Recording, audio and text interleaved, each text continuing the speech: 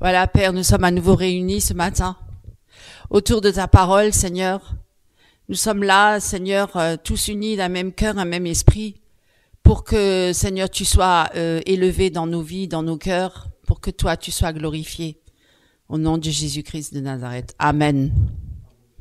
Alors ce matin, nous allons parler d'un sujet qui est souvent, est de plus en plus négligé, où on fait moins allusion à ce sujet-là, à ces termes-là, parce qu'on veut plaire plutôt aux hommes qu'à Dieu.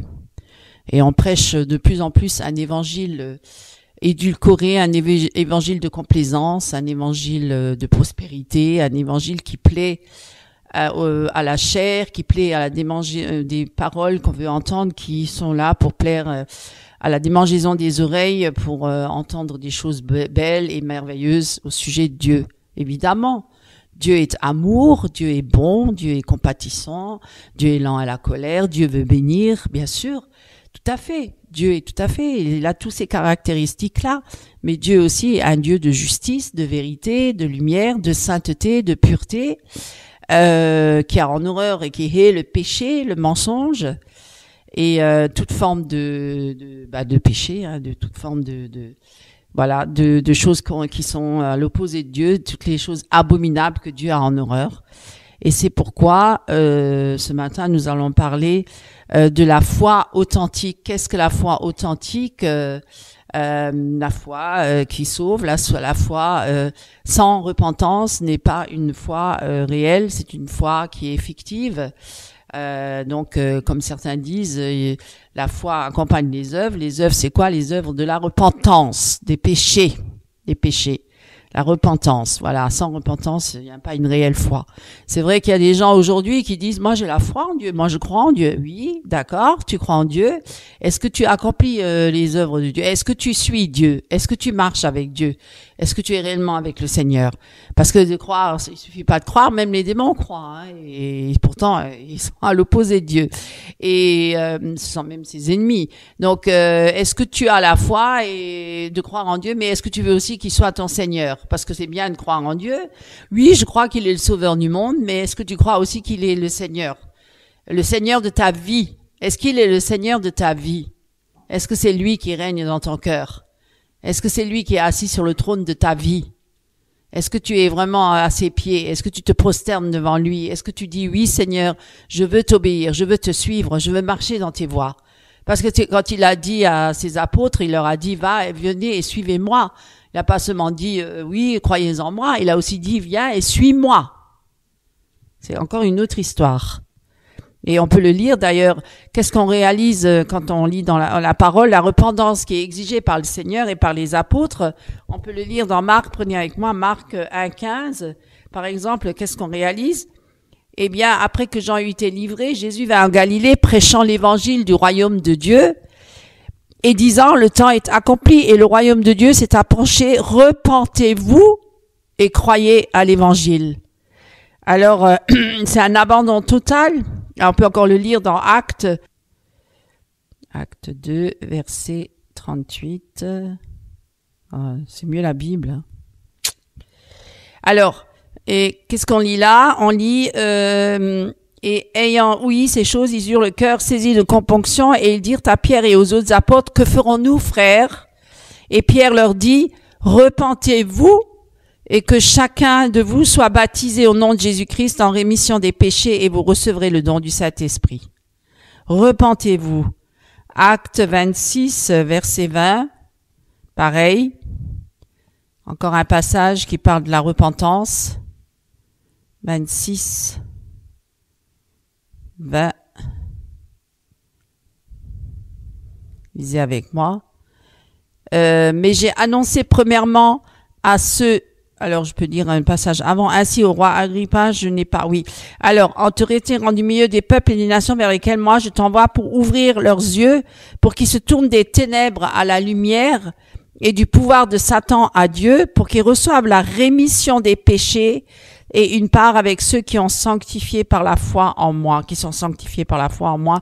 Ainsi, au roi Agrippa, je n'ai pas été désobéissant à la vision céleste, mais j'ai annoncé premièrement à ceux de Damas et à Jérusalem et à tout le pays de la Judée et aux nations de se repentir et de se tourner vers Dieu en faisant des œuvres convenables à la repentance.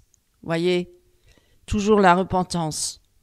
Donc, c'est un abandon total de son ancienne vie, de son ancien style de vie, pratiqué avant notre conversion. Donc, tout ce qui est mensonge, tout ce qui est fornication, adultère, passion, en fait, toute forme d'impureté, de péché, d'immoralité, l'idolâtrie, la sorcellerie, les pratiques occultes et sataniques, etc., doivent être abandonnées. Hein, c'est pas je crois en Jésus et puis je continue à quand même à œuvrer comme avant ou à vivre encore dans le péché. C'est un abandon total de son ancien style de vie, de tous ses péchés. C'est une conversion réelle et profonde. Et c'est ce qu'on ne pratique plus dans les églises aujourd'hui. Et on ne prêche plus cet évangile-là, hein, l'évangile de repentance, hein, des péchés, de se détourner de ces mauvaises voies. On prêche un autre évangile, mes amis. Et cette vérité, elle est souvent ignorée, justement. Elle est négligée maintenant dans les messages évangéliques, hein, dans les messages d'évangélisation de nos jours. C'est moderne. C'est bon, venez prendre votre miracle. Oui, votre guérison, votre délivrance. Bien sûr, Dieu accompagne la repentance. Oui, bien sûr, le message de la repentance des péchés et tout ça est accompagné par des signes et miracles et des prodiges. D'être guéri. Bien sûr, Dieu, bien sûr, veut bien guérir aussi les corps, mais avant tout les âmes, hein, sauver les âmes. Et donc, il faut passer par la croix, par la repentance de nos péchés. Beaucoup ne veulent plus passer par la croix. Oui, pourquoi? Parce que, c'est un brisement total de notre nature pécheresse, de notre moi, de tout ce qui, justement, dans là où on se complaisait dans les choses du monde, hein, dans les ténèbres, dans les péchés, dans les passions, hein, dans les plaisirs malsains. Bien sûr, alors, forcément, il faut abandonner toutes ces choses-là pour suivre Christ et forcément, on passe par une mort à soi. Le vieil homme, la vieille nature doit mourir, être crucifié sur la croix avec Jésus-Christ, donc il veut venir à la croix. Et ça, c'est certain. Hein? Et ça, beaucoup ne veulent pas aller jusqu'à la croix. Beaucoup ne veulent pas justement mourir à cette vieille nature et à leur vieux moi et à tous leurs désirs, de ténèbres, leurs désirs charnels, hein, leurs passions et tout ça. Ils veulent bien connaître Jésus, ils veulent bien suivre Jésus, soi-disant, mais continuer dans leur vie d'avant, comme avant, continuer dans leur vie de péché, continuer dans tout ce qu'ils ont envie, tous les désirs, donner, la chair, toujours faire plaisir à sa chair et ne pas renoncer à ces choses-là. Hein? Voilà, comme d'ailleurs beaucoup l'ont fait et beaucoup le font encore. Même quand Jésus s'est adressé aux riches, quand il lui a dit, qui est venu vers Jésus, il lui a dit, Seigneur, qu'est-ce que je dois faire pour te suivre? Alors bon, lui, il voulait montrer qu'il était droit et juste, qu'il a fait tout, il a appliqué la loi, la Torah, etc. Il a honoré ses parents et tout ça. Mais lui, le problème de son cœur, son péché, hein, c'était l'idolâtrie, c'était le Dieu maman. Il aurait dû renoncer au Dieu maman pour suivre Christ dans son cœur. Eh bien, il a dit, vends toutes tes richesses et donne-le aux pauvres, eh bien, suis-moi. Et c'est là qu'il a dit, non, mais là, il avait trop grande richesse, il n'a pas voulu abandonner ce péché-là, cette idolâtrie-là, ce Dieu du siècle, le Dieu maman, pour suivre Jésus. Il a préféré, garder tous ses biens et sa richesse et ne pas suivre Jésus. Voilà. Donc, il a bien voulu croire en Jésus. Il avait cette foi en Jésus, mais il voulait pas que Jésus soit son Seigneur. Parce que là où Jésus, il a pointé du doigt sur son péché, ce qui occupait une grande place dans son cœur, auquel il voulait pas renoncer pour que Jésus prenne toute la place et soit le premier dans sa vie, eh bien là, il a pas voulu renoncer. Eh bien donc, il l'a pas suivi. Vous voyez? Donc, ça peut être autre chose, ça peut être l'alcool, ça peut être la musique, ça peut être plein d'autres choses, plein d'autres passions qui prennent la place de Dieu et qu'on ne veut pas abandonner pour suivre Christ. Ça ne veut pas dire que maintenant, tous ceux qui sont riches, ils doivent tout vendre et leurs biens et puis suivre Christ pauvrement. Non, c'était juste que ça prenait énormément de place dans son cœur. Et c'est là qu'il devait renoncer à toutes ces choses-là. Il devait renoncer à cette richesse pour que vraiment son cœur soit entièrement consacré à Christ. Mais Jésus m'aime, je sais que Jésus m'aime. De toute façon, Jésus m'aime, il connaît ma faiblesse, il sait tout ça. Oui, mais abandonne ton péché. Hein, renonce à ton péché pour me suivre. Je suis un Dieu saint. Il n'y a aucun impudique, aucun alcoolique, aucun impur qui rentrera dans le royaume de Dieu, aucun menteur. Hein, beaucoup mentent, ils sont à longueur de journée en train de raconter des mensonges. Hein, et ils veulent quand même dire mais moi je crois en Jésus, je suis Jésus. Ah bon, tu suis Jésus? Mais tu racontes plein de mensonges et aucun menteur n'entrera dans le royaume de Dieu. Vous voyez, il faut vraiment se remettre en question, mes amis.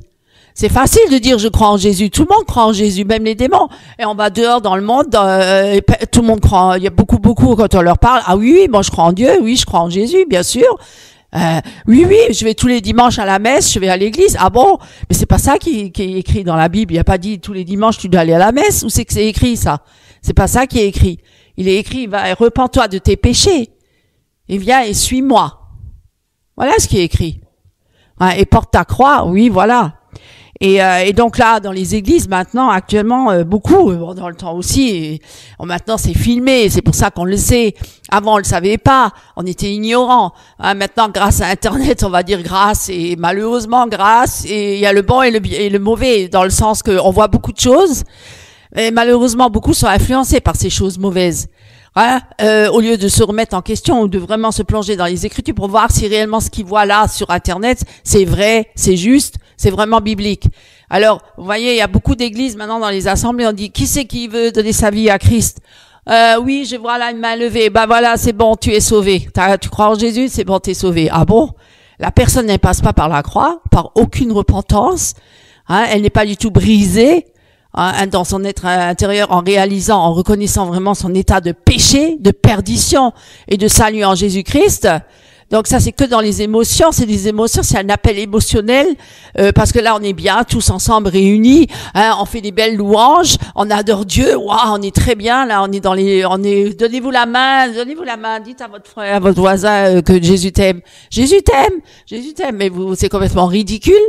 Déjà, Jésus t'aime, ça veut rien dire en soi. Il faut déjà que la personne elle le réalise au plus profond de son âme, parce que ça c'est des paroles qui sont des paroles vides de sens. Et puis le voisin, la voisine qui me dit Jésus t'aime, je sais pas, c'est même pas sûr. Elle-même peut-être pas, même qu'elle me supporte même pas à côté d'elle et elle va me dire Jésus t'aime. C'est complètement ridicule. Vous voyez pas que c'est ridicule, mes amis? Hein, c'est de l'enfantillage, c'est de l'infantilisation.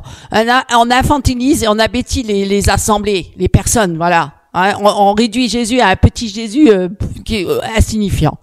Vraiment, hein, c'est ridicule. Voilà, je voulais juste vous dire ça. Alors, bien sûr, que cette vérité qui est ignorée mais maintenant cette évangélisation moderne, hein, qui prêche avant tout la délivrance. Venez chercher votre miracle, votre délivrance, votre guérison. C'est pas repentez-vous de vos péchés. Parce que croyez-moi, se repentir de ses péchés, on est délivré de tout. Oui, quand les premiers chrétiens, ils ont abandonné leurs péchés, ils ont été sauvés, ils étaient délivrés. Automatiquement, puisque Jésus a tout accompli sur la croix. Il a tout accompli. Donc toute la puissance des ténèbres, elle est vaincue au nom de Jésus-Christ. Vous voyez? Alors, ceux qui viennent après encore dire, ils sont possédés, ceux qui ont donné leur vie à Christ et qui se sont repentis de leurs péchés, et qui sont détournés de leur mauvaise voie, et qui ont accepté Jésus dans leur vie. Le Seigneur, avec sa puissance et son autorité, fait les ténèbres, ils sont anéantis. Ils sont anéantis, ils n'ont plus aucune puissance, ils n'ont plus aucun pouvoir sur nous. C'est vaincu au nom de Jésus-Christ. Si nous abandonnons notre péché, si nous n'abandonnons pas, forcément, ils vont continuer à agir. Alors c'est qu'on n'est pas vraiment à Christ. Mais celui qui veut vraiment s'engager entièrement à Christ, quand la prostituée qui est venue à Christ, elle a été délivrée des 7 démons, et que quelque part elle a reconnu son état de péché, et qu'elle s'est repentie, elle a été sauvée, elle était délivrée une fois pour toutes. Mais elle a dit, elle ne pêche plus, ça veut dire après je vais pas recommencer à pécher. Le malheur qu'il y a dans les églises maintenant, c'est que on est sauvé, on est délivré, mais après on va repêcher. Forcément, on va recontacter tous les démons qu'on avait et on en rajoute encore 7 autres. Voilà, c'est ça le problème qu'il y a dans les églises maintenant. Il y a beaucoup de problèmes dans les églises. L'église est malade, hein, et puis les chrétiens aussi. Et donc, voilà, il y a aussi beaucoup de chrétiens qui entrent dans les églises et qui qui se sont jamais convertis, ils sont jamais passés par la croix, donc ils sont même pas nés de nouveau. Ils sont pas nés de nouveau, ils ont pas fait une rencontre avec le Seigneur personnellement. Et se retrouvent dans les églises. Il y a un mélange dans les églises de vrai et de faux. Il y a l'ivré et le vrai dans les églises. C'est dangereux parce que l'ivré, le vrai, il va être influencé par l'ivré parce que l'ivré va ramener des choses qui sont contraires à Dieu. Par exemple, comme la psychologie chrétienne, le yoga, etc. En fait, on ramène les choses occultes, ténébreux qu'on a vécu dans le monde et qu'on ramène dans l'église. Voilà. Et puis après, les chrétiens sont influencés par toutes ces choses-là, sont imprégnés par toutes ces choses-là. Je parle du yoga, il y a plein d'autres choses. Il n'y a pas que la psychologie chrétienne. Il y a bien beaucoup de nouveautés.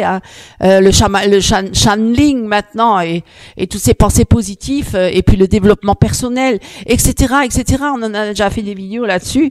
Mais je veux dire que en analysant bien, le diable va toujours trouver des nouveautés pour ramener des erreurs et des hérésies dans l'Église pour détourner les chrétiens du vrai évangile authentique. Parce qu'il est rusé, parce qu'il veut détourner les chrétiens du Seigneur. Forcément, il les perd dans les ténèbres et les ramener à lui et se perdre éternellement loin de Dieu. Mais si nous sommes vigilants et que nous veillons et que nous examinions toutes choses à la lumière du Seigneur et dans nos prières, etc. Et le Seigneur garde ses enfants, il les protège pour pas qu'ils s'égarent. Il faut rester. Bien sûr que si on pêche et qu'on ouvre la porte à des choses qui sont contraires à Dieu, forcément, on peut être facilement plus manipulable. On peut être manipulé plus facilement, on va dire. Et c'est ce que beaucoup sont. Beaucoup sont dans les églises manipulés. Ils sont, c'est une manipulation spirituelle, mentale, psychologique, si vous voulez. Dans le monde aussi, on est manipulé, à tous les niveaux. Parce qu'il y a toujours des beaux parleurs partout. Il y a aussi des beaux parleurs dans l'église. Il y a des beaux parleurs qui sont là pour manipuler les chrétiens, pour les détourner de la vraie doctrine, de la saine doctrine. Et il faut vraiment avoir la connaissance de la parole pour ne pas dévier et ne pas être trompé et ne pas être séduit. Et le malheur qu'il y a aujourd'hui, c'est la grande apostasie dans l'Église. Et la grande apostasie, elle est là. Elle est là, c'est-à-dire détourner de la vérité pour suivre des doctrines de démons. Et donc, c'est écrit dans la parole qu'il y aura une grande apostasie à la fin des temps. Et pas un grand réveil, comme certains le disent, ça c'est aussi une hérésie. C'est une fausse doctrine de dire qu'il y aura un grand réveil dans le monde entier et qu'il y a les généraux chefs qui s'en chargent pour prier, pour impacter le monde, impacter toutes les sphères de tous les domaines de la vie religieuse, de politique, éducative, etc., économique, etc. C'est des grands généraux chefs qui ont été mandatés par Dieu, qui sont par le Saint-Esprit, qui ont une puissance et au-delà des autres, qui sont là, qui ont une ligne directe avec Dieu que les autres n'ont pas. Et ils ont toute l'inspiration et toutes les révélations possibles de Dieu. Et Dieu est assis avec eux dans leur salon tous les jours, il discute avec eux tous les jours et puis il leur donne les directives et après ils sortent comme l'armée de Jésus-Christ, Jésus culture, etc. La jeunesse qui se lève, qui ouvre des écoles du surnaturel et qui ouvre aussi des écoles pour enseigner comment les louanges, les grands leaders de louanges qui sont là pour ramener la grande louange, pour ramener soi-disant les chrétiens devant le trône de Dieu, etc., etc., etc. Mes amis, ouvrez les yeux. Ouvrez les yeux. Que le Seigneur vraiment vous délivre de cet aveuglement spirituel qu'il y a de nos jours.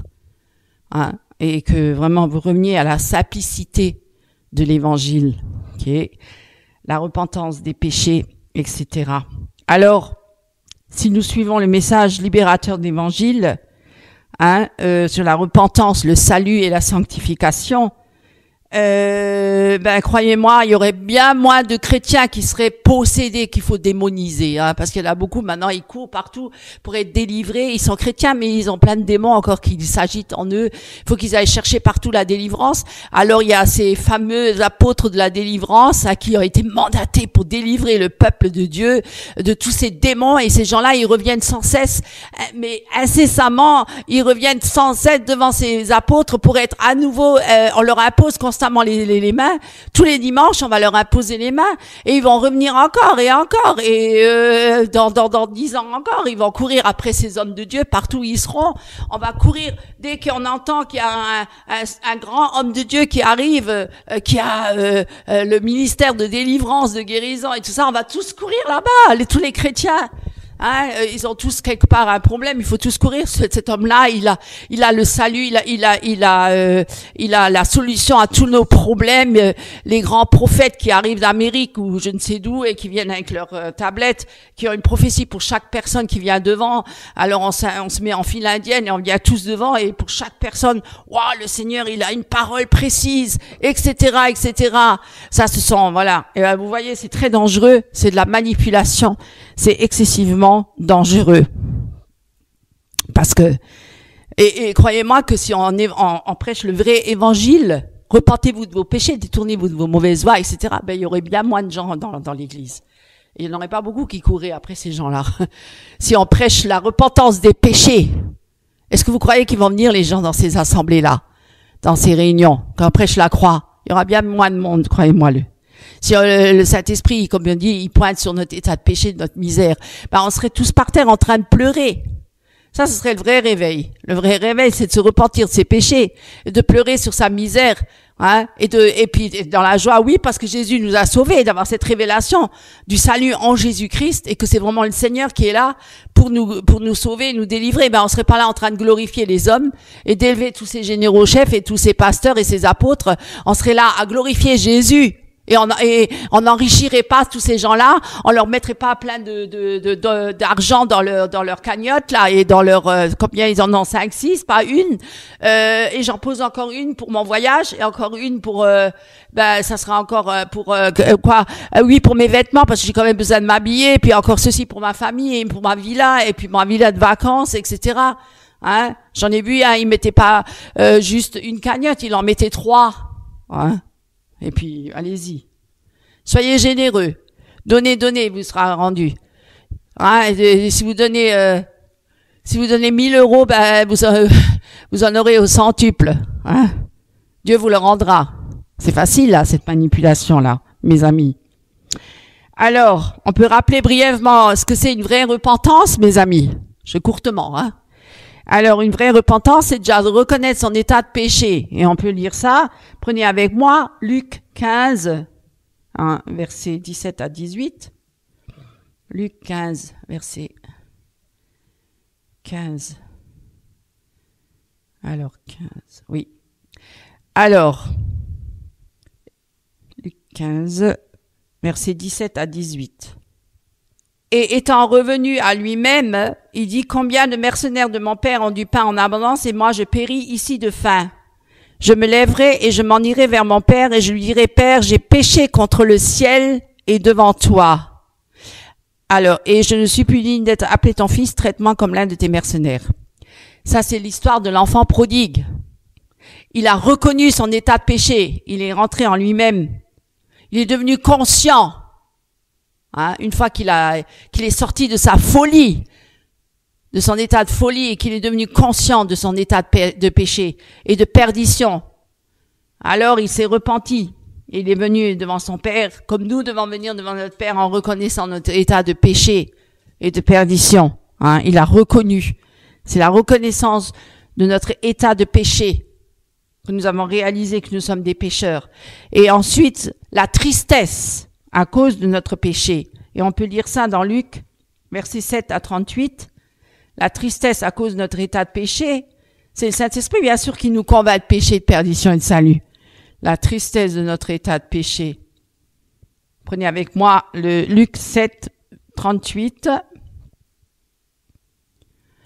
Alors, et voici une femme dans la ville qui était une pécheresse et qui savait que Jésus était à table dans la maison du pharisien, apporta un vase d'albâtre plein de parfums, et se tenant derrière à ses pieds, et pleurant, elle pleurait sur sa misère, elle pleurait, c'est qu'elle était dans cet état de repentance. Pleurant, elle se mit à les arroser de ses larmes, et elle les essuyait avec ses cheveux de sa tête, et couvrait ses pieds de baisers, et les oignait avec le parfum. Vous voyez, elle a reconnu, elle était condamnée. Elle était condamnée par ce pharisien, ce grand prêtre. Elle était condamnée par tous les hommes dehors, tous ceux qui ont profité d'elle et de son corps et qui ont couché même avec elle, l'ont aussi jugée. Pourtant, ils sont bien allés profiter d'elle. Vous voyez?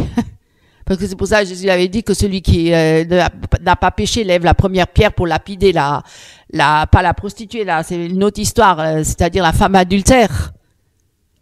Vous voyez, parce qu'il est facile de juger. Mais ne reconnaissons-nous pas que nous sommes tous des pécheurs, que nous n'avons aucun mérite devant Dieu, et que c'est par grâce que nous sommes sauvés, que c'est Jésus qui a tout accompli sur la croix, que c'est lui qui a donné sa vie en rançon pour tous nos péchés, pour les péchés du monde entier, pour toute l'humanité. Voyez? Et donc, elle a reconnu, mais il faut reconnaître son état de péché. C'est bien de dire, oui, Jésus, il est mort sur la croix pour tous nos péchés, toute l'humanité entière, c'est bien. Mais accepter pour soi-même, personnellement, que Jésus est mort sur la croix pour nos péchés et qu'il a versé son sang et pour nous délivrer, pour nous sauver de notre état de perdition.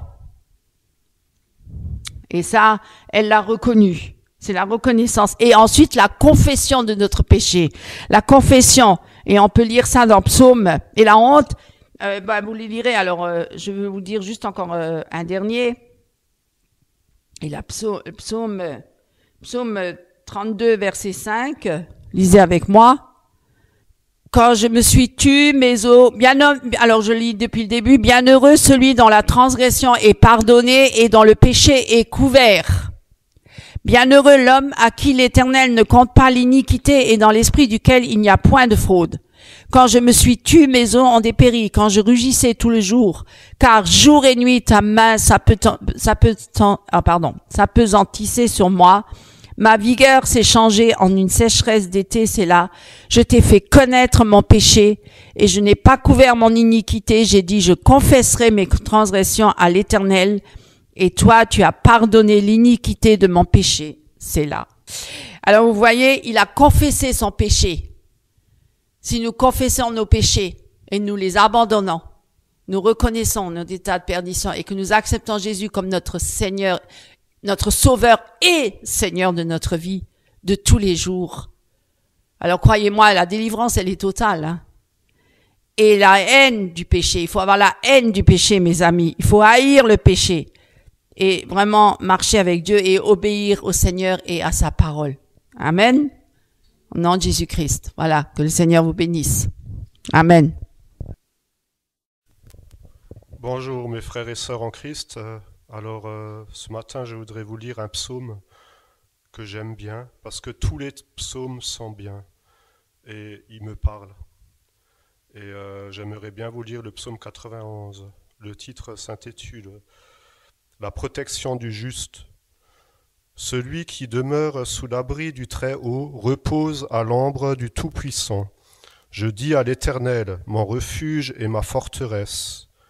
Mon Dieu en qui je me confie, car c'est lui qui te délivre du filet de l'oiseleur, de la peste et de ses ravages.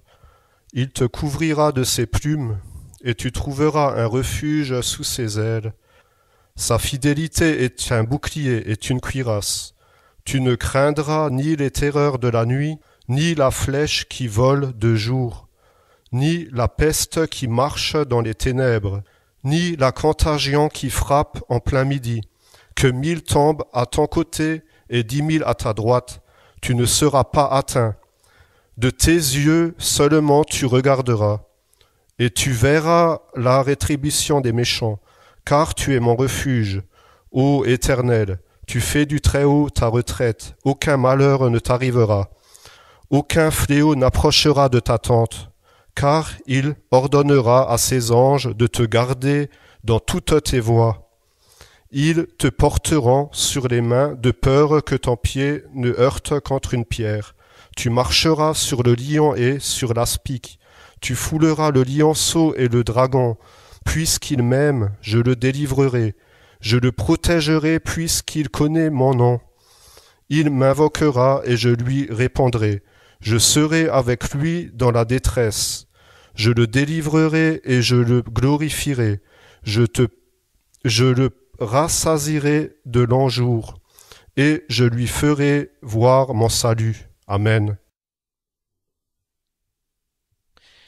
Bonjour, chers frères et sœurs en Christ, chers amis, chers invités, chers internautes. Le Seigneur est bon Et il est aussi bon de partager sa parole. Parce que la parole de Dieu nous a été donnée pour l'édification, pour l'exhortation, et aussi, naturellement, pour la mettre en pratique. Comme disait mon épouse ce matin, nous sommes sauvés effectivement par la foi, et aussi nous sommes sauvés par les œuvres de la foi, non pas les œuvres de la loi. Les œuvres de la loi nous condamnent. Nous n'avons plus besoin de nous faire circoncire, circoncision du cœur. Mais la foi, les œuvres de la foi sont indispensables dans la marche chrétienne. Nous sommes sanctifiés par le Seigneur et nous devons aussi marcher dans la sanctification, sans laquelle nul ne verra le Seigneur. Aujourd'hui, nous allons parler de l'humilité. L'humilité, j'ai intitulé ce message, cette prédication, qu'elle représente la véritable source de joie du chrétien. Nous voulons être heureux, eh bien, nous devons accepter l'humilité.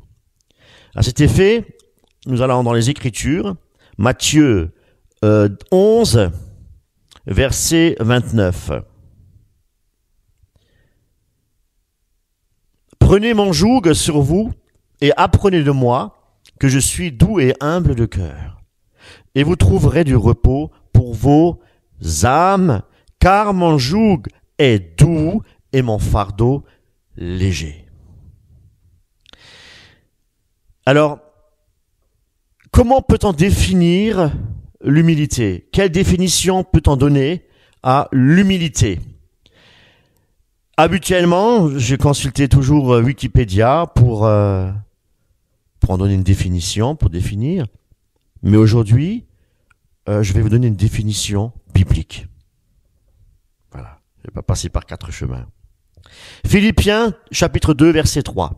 Ne faites rien par esprit de parti ou par vaine gloire, mais que l'humilité vous fasse regarder les autres comme étant au-dessus de vous-même. Que chacun de vous, au lieu de considérer ses propres intérêts, considère aussi ceux des autres. Philippiens, chapitre 2, versets 8 à 11. Christ s'est humilié lui-même, se rendant obéissant jusqu'à la mort, même jusqu'à la mort de la croix. C'est pourquoi aussi Dieu l'a souverainement élevé et lui a donné le nom qui est au-dessus de tout nom.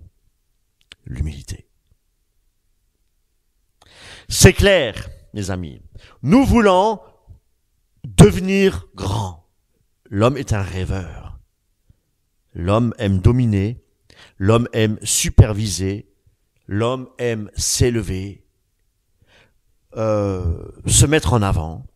Mais nous devons savoir que l'enseignement du Christ est tout à fait le contraire. Si nous aspirons à devenir des grands, apprenons aussi et acceptons de devenir tout petits. Tout petits, et pourquoi? Parce que nous avons un grand Dieu. Et parce que nous sommes la créature de Dieu. Dieu est notre créateur. Nous sommes ses enfants. Nous devons nous considérer comme étant petits, face à la gloire de Dieu. Jérémie 9, 24. Mais que celui qui veut se glorifie d'avoir de l'intelligence et de me connaître. De savoir que je suis l'Éternel qui exerce la bonté, le droit et la justice sur la terre. Car c'est à cela que je prends plaisir, dit l'Éternel. Voyez-vous la grandeur et la gloire de l'homme? Elle est uniquement en Dieu et en Christ Jésus. Elle doit être uniquement en Dieu et en Christ Jésus. Paul lui-même l'enseigne lorsqu'il dit que celui qui se glorifie dans le Seigneur, et non pas sur la sagesse humaine et sur sa propre justice. Qu'est-ce que ça représente, la justice de l'homme, si ce n'est son ego et son orgueil de mesurer? Mes amis, ne nous trompons pas nous-mêmes. Paul dit que si nous voulons nous glorifier plutôt, eh bien, qu'on se glorifie dans le Seigneur, et uniquement dans le Seigneur. Et pourquoi? Encore une fois, la parole de Dieu nous donne la réponse. 1 Corinthiens chapitre 1 verset 30. Or, c'est par lui que vous êtes en Jésus-Christ, lequel, de par Dieu, a été fait pour nous sagesse, justice, sanctification et rédemption. Afin, comme il est écrit, que celui qui se glorifie dans le Seigneur. Voilà la véritable fierté, mes amis, du chrétien. Et à travers ce verset, nous voyons effectivement aussi que Paul, il méprise sa propre justice. Voyez? Et qu'est-ce qu'il fait? Il cherche la justice de Dieu. Et la justice de Dieu, et cette justice, elle a été donnée par le Christ, et cette justice, elle vient de Dieu. Alléluia. Philippiens chapitre 3 verset 9. Et d'être trouvé en lui, non avec ma justice, Paul dit, celle qui vient de la loi, mais avec celle qui s'obtient par la foi en Jésus-Christ. La justice qui s'obtient par la foi en Jésus-Christ, les amis. C'est la justice qui vient de Dieu. Alléluia. Afin de connaître Christ et la puissance de sa résurrection et la communion de ses souffrances en devenant conforme à lui, à sa mort, pour parvenir, écoutez bien Paul, pour parvenir, si je puis, à la résurrection d'entre les morts. Dites-moi, frères et sœurs, après avoir écouté ce verset, est-ce qu'il reste encore quelque chose en nous pour avoir ce désir de s'élever, ce désir de manipuler, ce désir de dominer qui que ce soit?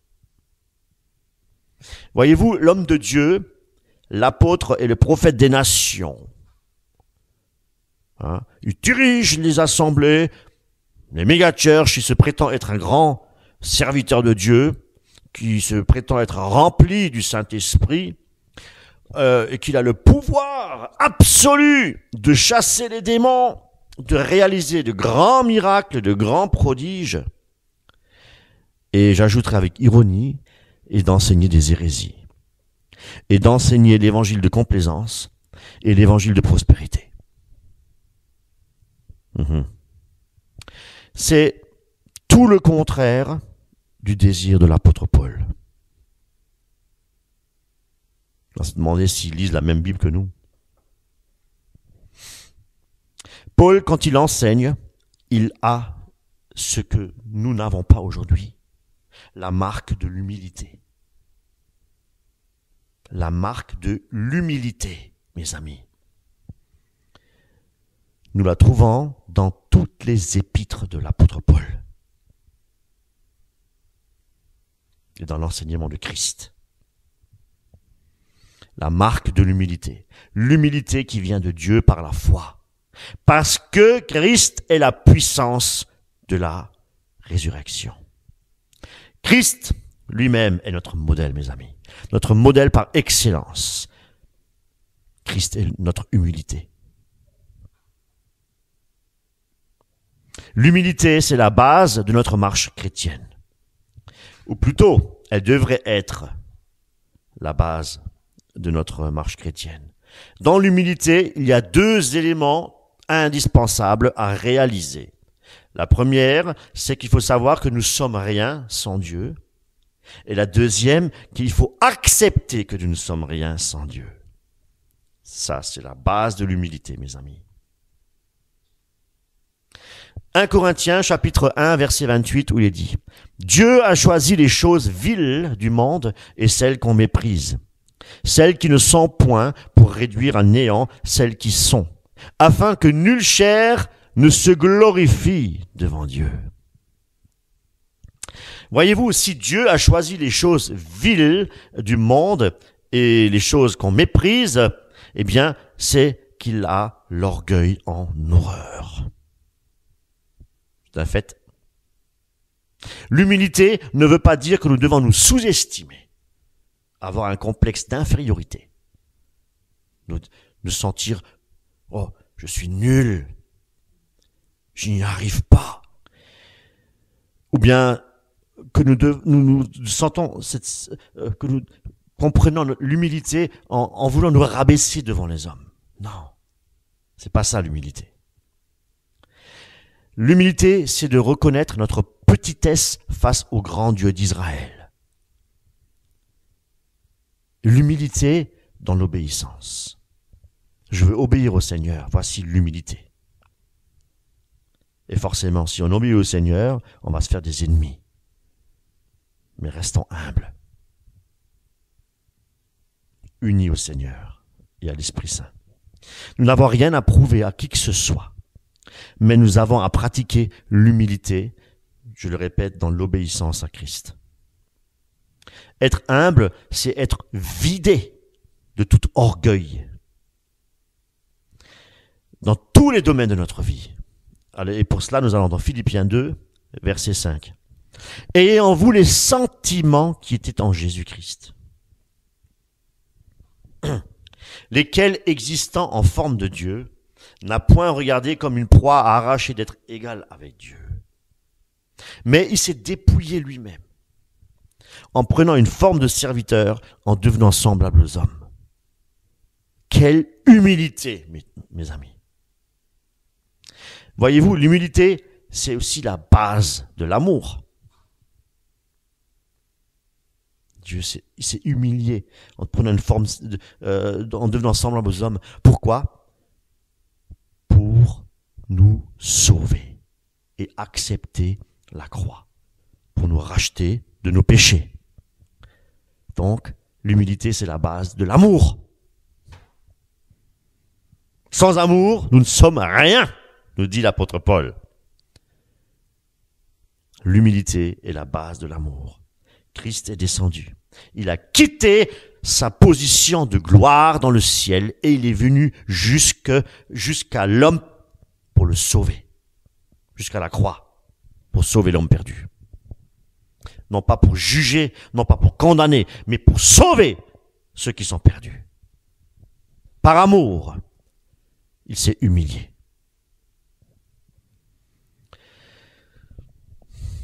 Son humilité l'a fait quitter son ciel de gloire pour descendre parmi les hommes en prenant le corps semblable à ceux des hommes.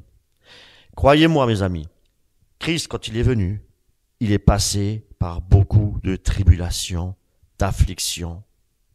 Il est passé par le rejet. Il est passé par la moquerie pour finir par la crucifixion. Non pas qu'il ait commis quoi que ce soit, mais il l'a fait pour nous. Parce que nous avons crucifié Jésus-Christ à cause de nos péchés. Quelle humilité!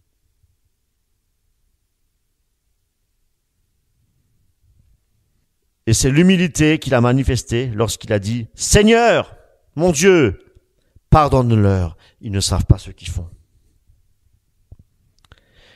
Mes amis, juste, si quelqu'un nous importune, si quelqu'un nous méprise, sommes-nous assez humbles pour répondre comme Jésus-Christ? Seigneur, bénis-les, pardonne-les. Pardonne-les, Seigneur. Et Jésus-Christ, en plus, s'est chargé de leurs péchés. Et en se laissant clouer sur une croix, je le répète, par amour, l'humilité, parce que l'orgueil ne sait pas aimer. L'orgueil ne sait pas pardonner.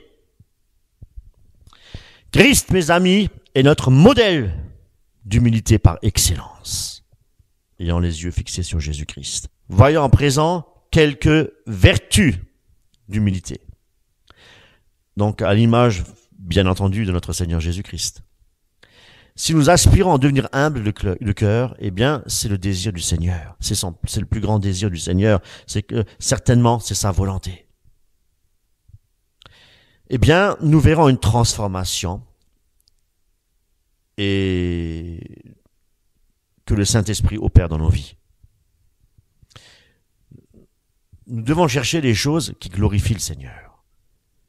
Demander à être humble glorifie le Seigneur. Et quand il dit, lorsque vous demandez, vous ne recevez point parce que vous demandez mal, pour en satisfaire la chair. Si vous demandez l'humilité, vous n'allez pas satisfaire votre chair. Eh bien, vous demandez juste, vous demandez bien, et le Seigneur vous accordera l'humilité. Et vous verrez votre cœur transformé. Parce que nous devons être humbles de cœur, nous dit la parole de Dieu. Alléluia. Je vais vous énumérer quelques aspects de la vertu de l'humilité.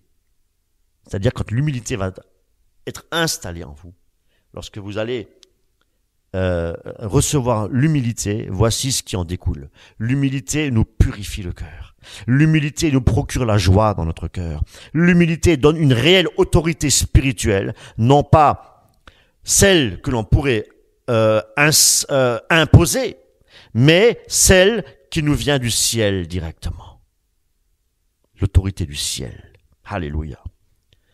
Et non pas une autorité orgueilleuse, mais l'autorité de Dieu directe, parce que c'est l'humilité qui le produit dans notre cœur. Alléluia.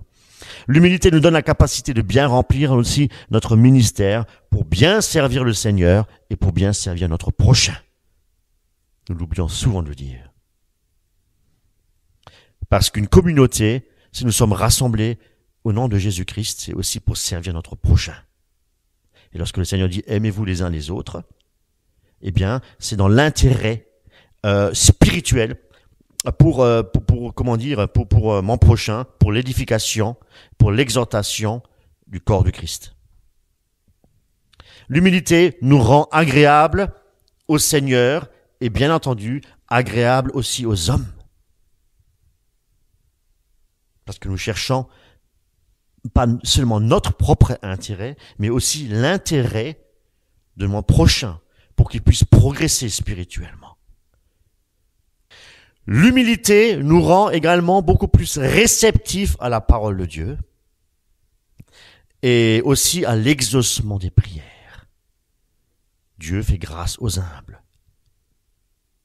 Et il écoute l'homme qui a le cœur humble.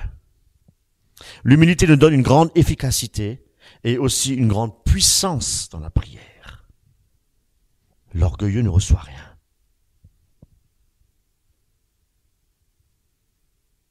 Oui. L'humilité nous donne aussi la compassion pour les âmes perdues. Oui, on veut évangéliser, mais si nous évangélisons avec notre orgueil, ce n'est pas pour ramener les âmes à Christ, mais c'est pour remplir l'Église et pour s'enrichir. Vous savez, Dieu résiste, nous dit la parole de Dieu. Dieu résiste aux orgueilleux, tout simplement parce que les orgueilleux résistent à Dieu. Comprenez? Ils ne cherchent pas l'humilité du cœur. Au contraire, les orgueilleux, ils veulent tout diriger. Les orgueilleux veulent que tout soit centré sur eux-mêmes. Ils n'acceptent pas la réprimande des frères et des sœurs qui ont l'humilité dans leur cœur. Non, ils savent mieux.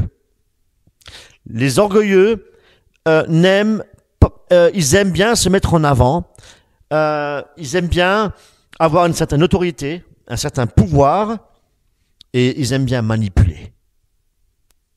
Voilà. L'orgueilleux ne peut pas manifester de l'amour pour son prochain. C'est un hypocrite. C'est un pharisien.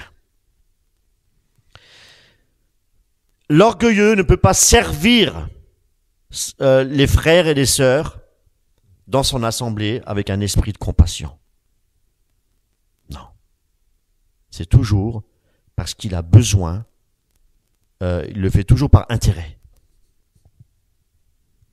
L'orgueilleux juge durement les autres. Et il a toujours raison. Il voit toujours la paille dans l'œil de son voisin, alors que lui, il a une poutre, il est aveugle. Parce que l'orgueil rend aveugle, mes amis.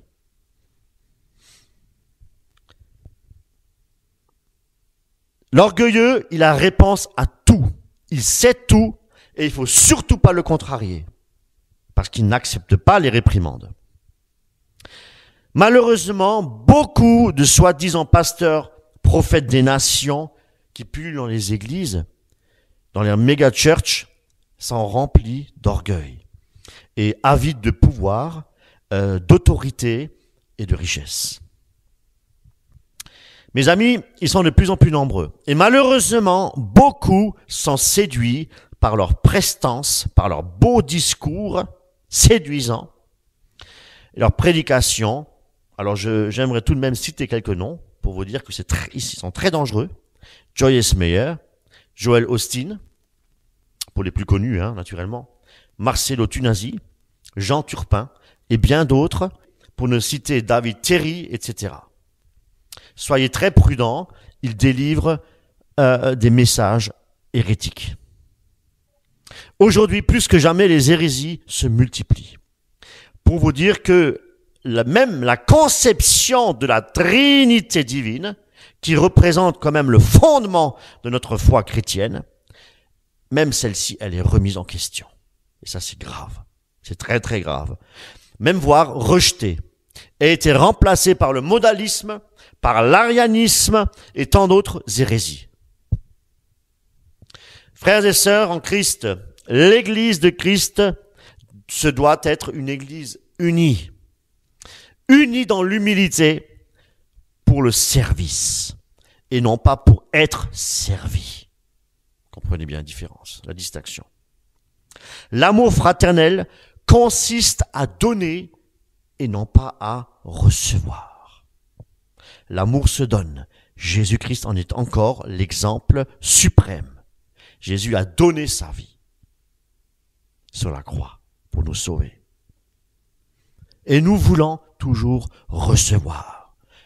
N'avez-vous jamais entendu les prophètes contemporains lorsqu'ils disent « Aujourd'hui, recevez votre miracle, recevez, reçois l'onction, reçois. »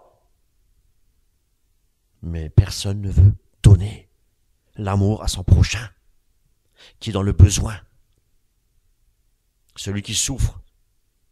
Personne ne veut prier, se donner dans la prière pour son prochain, pour son frère, pour sa sœur. On est loin de la charité de l'Église primitive, mes amis. On veut toujours revenant à l'évangile pur. Mais revenir à l'évangile pur, c'est apprendre déjà à être humble et reconnaître que nous avons besoin nous avons besoin de prier les uns pour les autres, pour nous fortifier. Nous avons besoin, nous voulons aider notre prochain dans sa marche chrétienne. Aujourd'hui, c'est très individuel. Chacun derrière son écran d'internet, on ne prie plus et on reçoit. Et on reçoit des enseignements. Et on reçoit. On ne prie plus, on ne donne plus. On ne se donne plus. Galates 5, 22, 23. Mais le fruit de l'esprit, c'est l'amour, la joie, la paix, la patience, la bonté, la bienveillance, la foi, la douceur, la maîtrise de soi. Comprenez bien, chers frères et sœurs en Christ, que tous les dons spirituels authentiques, je dis bien, et non pas de contrefaçon, sont à la base de la charité, de l'amour, et tous les fruits de l'esprit sont à base d'humilité. Je répète, tous les fruits, le fruit de l'esprit, sont à la base l'humilité. Eh oui. Voyez-vous, l'humilité est, on pourrait dire, la sœur de la charité. Charité, c'est le vocable exact. Parce que l'amour, agapé, oui, charité. Charité, c'est le partage. C'est comprendre son frère, sa sœur qui est dans le besoin, être actif au sein de l'assemblée. C'est ça la charité de Dieu. C'est un amour actif et non pas juste verbal. La charité, lorsqu'elle est déposée dans notre cœur, elle se partage avec les frères, elle se partage avec nos sœurs en Christ. Et l'humilité ouvre la porte, mes amis, du cœur de mon frère, de ma sœur, pour laisser entrer et partager le fruit de l'esprit. Alléluia. La charité se donne. L'amour divin se donne, se partage dans l'assemblée. Frères et sœurs, c'est de cette manière-là que devraient être célébrés les cultes et les rencontres fraternelles du dimanche matin, et pas autrement. Quelqu'un est dans le besoin. Quelqu'un est dans le besoin ce matin. Si quelqu'un peut donner, voilà. Tu n'as pas assez, tu n'as rien de quoi te nourrir pendant une semaine, nous allons t'aider. Nous allons agir par charité. On va mettre en action la parole de Dieu. L'amour. Et non pas chacun fait ce qu'il veut. Ça me fait penser un peu à un rassemblement individuel. On est tous unis, mais chacun pour soi. On vient tous, mais on vient pour recevoir chacun pour sa propre part. Non, on vient pour être édifié, mais on veut rien en échange partager. On ne veut pas donner. Et s'il y a de l'orgueil dans notre cœur, c'est un partage égoïste, un partage hypocrite. Connaissez-vous le psaume 133 de David? Nous devrions l'apprendre par cœur, mes amis. Voici, oh, qu'il est agréable, qu'il est doux pour des frères de demeurer ensemble. C'est comme l'huile précieuse qui, répandue sur la tête, descend sur la barbe d'Aaron, qui descend sur le bord de ses vêtements. La bénédiction, c'est la bénédiction, mes amis. Frères et sœurs en Christ, ne vous y trompez pas. Là où l'humilité est absente, le Saint-Esprit n'est pas là. Eh oui. Là où l'humilité est absente, le Saint-Esprit est absent. C'est que de l'illusion et c'est que du cinéma. Là où l'humilité est pressante, le Christ est glorifié. Et là où le Christ est glorifié, les véritables dons spirituels sont distribués pour la gloire de Dieu uniquement, et non pas individuellement, pour s'édifier soi-même, soi-disant, en parlant dans des langues que personne ne comprend, et qui n'édifient personne, parce qu'il n'y a même pas d'interprète. Vous savez, dans les milieux charismatiques, entre autres le mouvement de la nouvelle réforme apostolique, et bien d'autres encore, bien d'autres dénominations, la foi est mise en avant. Le message central. Ce n'est pas la croix le message central, c'est la foi le message central. L'humilité nous console par le Saint-Esprit, mes amis. L'humilité nous assure une plus grande protection aussi de l'ennemi de nos âmes. L'humilité nous protège sur bien des points. Comme je disais, l'humilité rend la prière aussi beaucoup plus efficace. L'humilité nous révèle aussi la parole de Dieu, mes amis. Pensez-vous que le Seigneur, que l'Esprit de Dieu révèle la parole à quelqu'un qui est orgueilleux? Non. C'est une fausse révélation. Une révélation qui est basée sur des émotions. L'humilité nous rend beaucoup plus sensibles et réceptifs aussi à la voix du Saint-Esprit. Ne l'oublions pas. Et tout cela parce que Dieu résiste aux orgueilleux et il fait grâce aux humbles. Ceux qui ne s'abaissent pas dans l'humilité, à l'exemple de notre Seigneur Jésus-Christ, ne grandiront jamais. Ils resteront toujours des petits enfants. Cela, c'est la loi du royaume de Dieu. La loi du royaume de Dieu. Matthieu 5, verset 3. Heureux ceux qui sont humbles de cœur, car le royaume des cieux est à eux. Je vais le répéter. Je le redis encore. Sans l'humilité, nous ne grandissons pas, premièrement, parce que c'est la loi du royaume de Dieu. Comprenez bien. Matthieu 5, 3, je le répète. Heureux ceux qui sont humbles de cœur,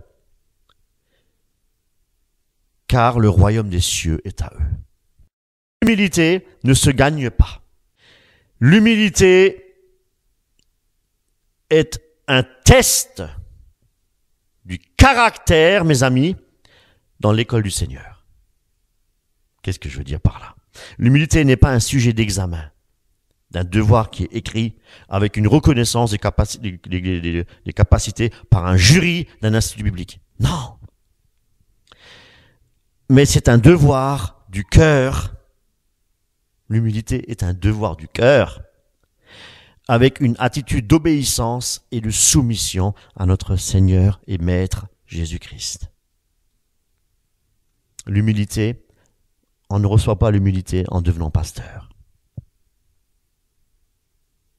Mais on reçoit l'humilité tout simplement en obéissant et en nous soumettant au Seigneur. L'humilité ne se gagne pas, l'humilité se vit au quotidien. Et notre récompense sera grande dans les cieux. Parce que l'humilité précède la gloire. Et l'humilité, c'est le lien de la perfection. Comme Paul dit, soyez parfaits, comme Christ. Tendez à la perfection. C'est possible, oui. Si l'humilité, si notre cœur est humble. Oui. Et je terminerai encore avec quelques versets à méditer. Jacques 4,10. Humiliez-vous devant le Seigneur et il vous élèvera. Alléluia. Voulons-nous être élevés? Apprenons à nous humilier. Éphésiens 4,2. En toute humilité et douceur, avec patience, vous supportant les uns les autres avec charité. Ça, on ne prêche plus ces choses-là. Mes amis, on ne prêche plus ces choses. Ça, c'est l'église primitive, ça. 1 Pierre 3,8. Enfin, soyez tous animés des mêmes pensées et des mêmes sentiments, pleins d'amour fraternel, de compassion et d'humilité.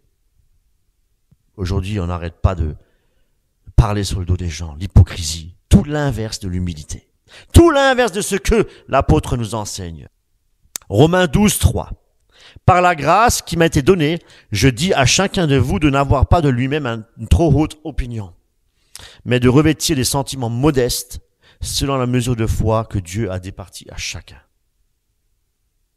Colossiens 3,12. Ainsi donc, comme des élus de Dieu, saints et bien-aimés, revêtez-vous d'entrailles de miséricorde, de bonté, d'humilité, de douceur et de patience. 1 Pierre 5,5. De même, vous qui êtes jeunes, soyez soumis aux anciens. L'obéissance. Et tous, dans vos rapports mutuels, revêtez-vous d'humilité, car Dieu résiste aux orgueilleux, mais il fait grâce aux humbles. Humiliez-vous donc sous la puissante main de Dieu, afin qu'il vous élève au temps convenable. Que le Seigneur vous bénisse richement